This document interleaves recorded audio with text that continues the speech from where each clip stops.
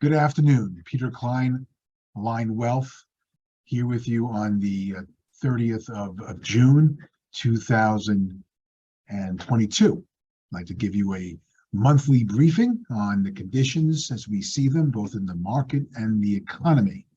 So, I know we're about to head into the second half of 2022, and we'd like to sort of explain our thinking and where we see, the puck going, so to speak. So stand by while I share my screen, and we will get started. Okay, so let us proceed. Here we are. This is where we are currently. Here's our take on all that's happening in the markets and the economy.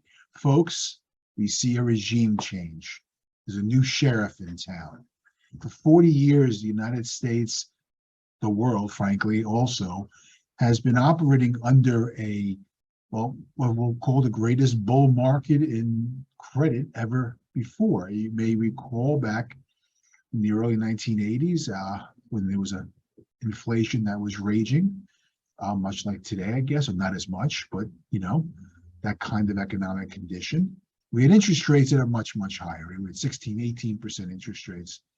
And they went from then to now, or to a year ago, to nearly zero.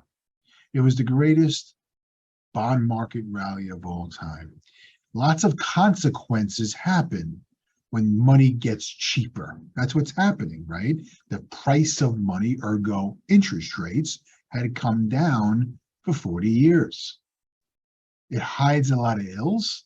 It hides a lot of problems.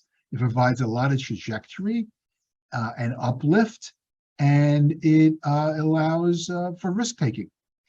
And when you have the wind at your back, as we all have, not just in the financial markets, but consumers, mortgages, homes, companies, margins, you could see what this has done. It's a new sheriff in town. We can no longer expect that kind of wind at our back. In fact, I'd argue we could see the wind in our face. But while this presents some challenges, there are also opportunities that come from this. We'll get to that in a second. But part of the reason why this bond market had come down, the interest rates had come down so much over the last 40 years was disinflation, right? And what were the reasons for this disinflation? You had the emerging markets, you had China, you had the exportation of labor, of production, and that to much less expensive countries. And that allowed for prices to come down. You had technology, technical revolution, that obviously had brought down the cost of inflation. You've had relative tranquil GDP and geopolitics were fairly tranquil, and you had an apologetic Fed, so the Fed had your back. I would say that's more moral hazard than anything else, but be that as it may, it still was something that was behind us, or we're helping move that along. Other points to consider. There's a four-letter word that has put the Fed in a box. We'll see it in a moment. These changes that we're seeing are not without pain. We know that. We've seen the market conditions, right? And it's going to be continued volatility, we believe. But there are also opportunities that may even be generational. So we'll get to that as well. Let us proceed. This is the United States debt clock. I bring you to the flash report video that we had done just a few weeks ago that focused on this. Take a look at it in our website. But bottom line is, if you look at the spending as projected by the CBO for this is 2022 and then going forward, you'll see that net interest expense is about $1 trillion. I did a little bit of analysis to try to figure out what happens to that net interest expense if interest rates go up. Well, It's not pretty. This is the back of the envelope. If we expect a 300 basis point, I'm not suggesting we do, but if there were to be a 300 basis point increase, and mind you, we're probably halfway there already this year, okay? We're looking at $6 trillion of total interest expense on debt versus one. That's a 6x move. That could be troubling, right? Because where's that money going to come from? More importantly, what's going to have to be cut in order to pay for that?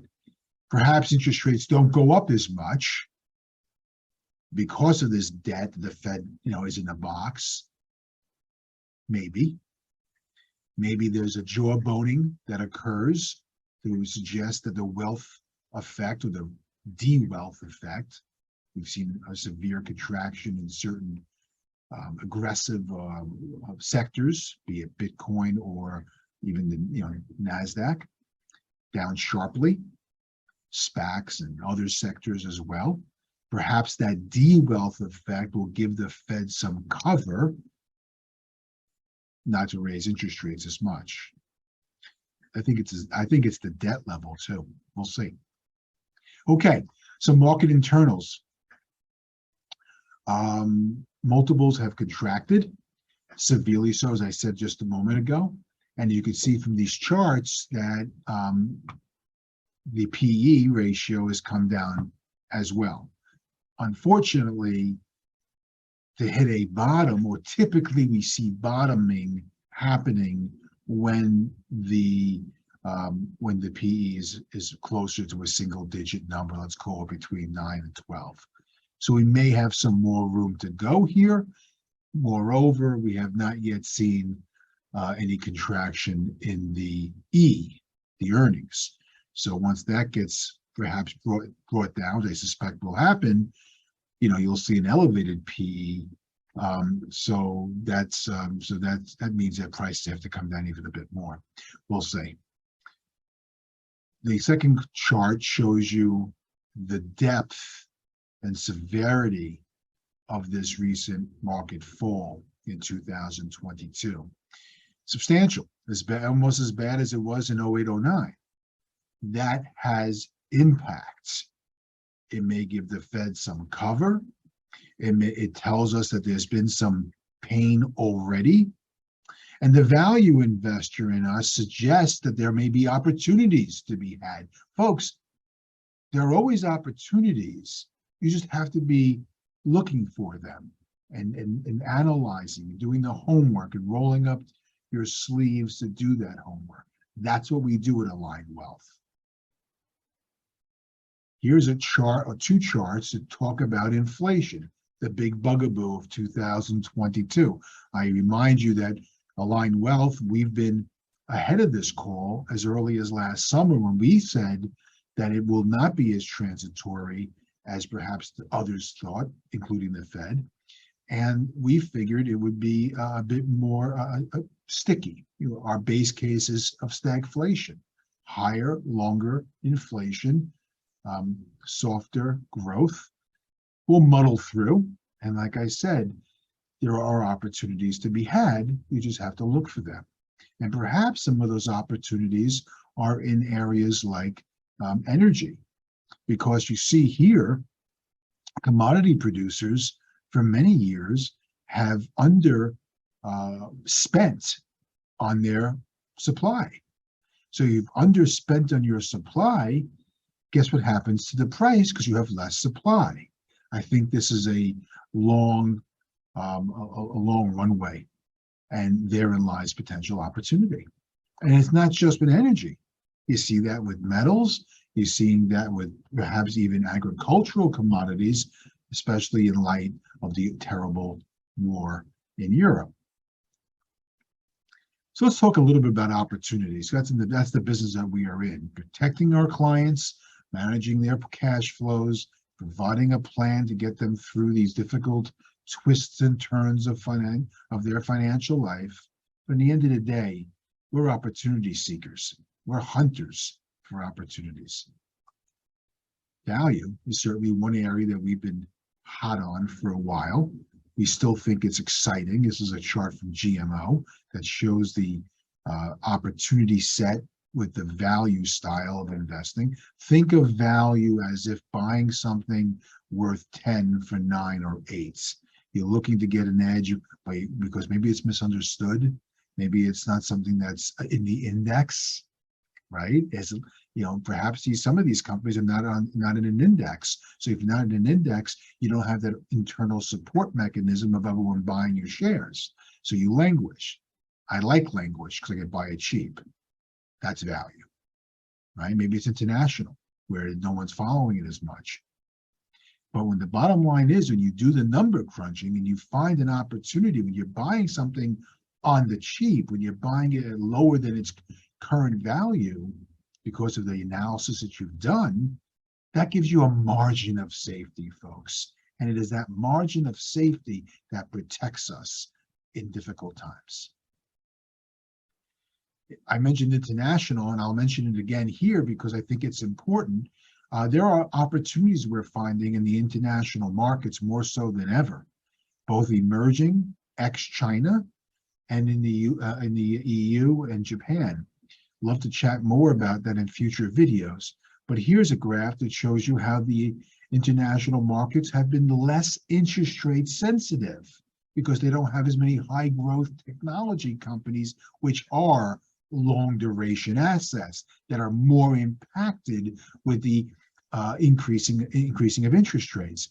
We're talking more value style investments internationally, more cyclical, more material based, and to that end, opportunities may be abundant there.